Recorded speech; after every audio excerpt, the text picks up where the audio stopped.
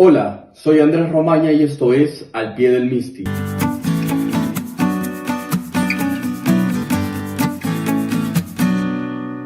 El lunes pasado falleció Javier Alba Orlandini, quien fue un brillante abogado que perteneció a Acción Popular y que fue diputado, senador, vicepresidente de la República y presidente del Senado durante el gobierno de Fernando Belaúnde. Y así como él, hubieron brillantes parlamentarios como Felipe Osterling, Roberto Ramírez del Villar, Manuel Ulloa, Luis Alberto Sánchez, Enrique Gersi, que pertenecían al Congreso disuelto de 1992. Sin embargo, muchos de ellos, luego del autogolpe, no volvieron a postular a ningún cargo público.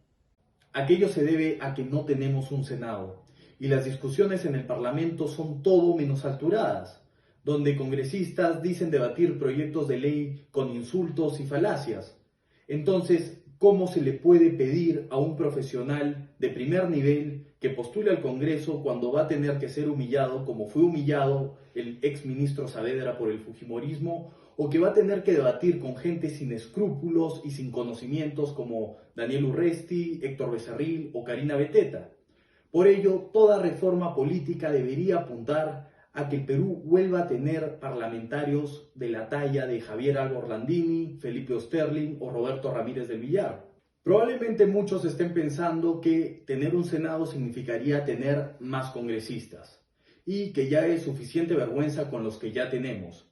Y sí, tienen toda la razón, pero un Senado nos podría salir más barato a largo plazo, porque al tener un Senado será más difícil aprobar leyes populistas como la ley que suspende el cobro de peajes a nivel nacional.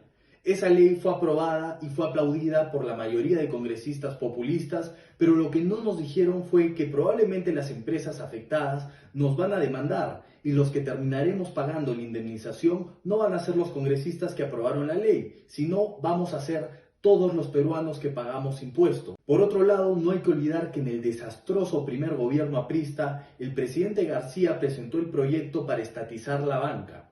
Este proyecto fue aprobado por mayoría y rápidamente por la Cámara de Diputados, pero en el Senado, donde había parlamentarios mayores, más maduros, con más experiencia, se demoró el debate e incluso parlamentarios apristas como Luis Alberto Sánchez se opusieron al proyecto de ley que estatizaba la banca. Y gracias al Senado no prosperó ese proyecto que habría ocasionado que el Perú termine en una situación económica muchísimo peor de la que terminó.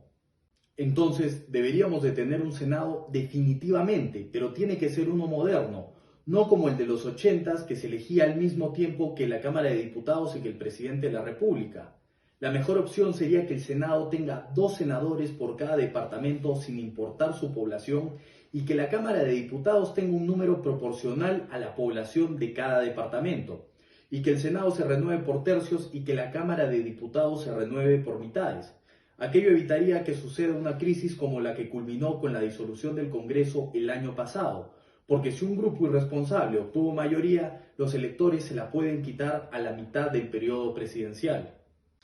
Pero ¿qué falta para volver a tener un Senado? Principalmente voluntad, porque 50+1 sacó una encuesta que realizó a 50 congresistas y el 76% manifestó estar de acuerdo con la bicameralidad, mientras que el 16% manifestó estar algo de acuerdo. Entonces, este Congreso, en vez de dejar un legado de leyes nocivas durante su corta vida, debería de priorizar el retorno a la bicameralidad. Y en 2022 se podría volver a tener un Senado. Eso fue todo por hoy y no se pierdan la próxima semana Al Pie del Misti.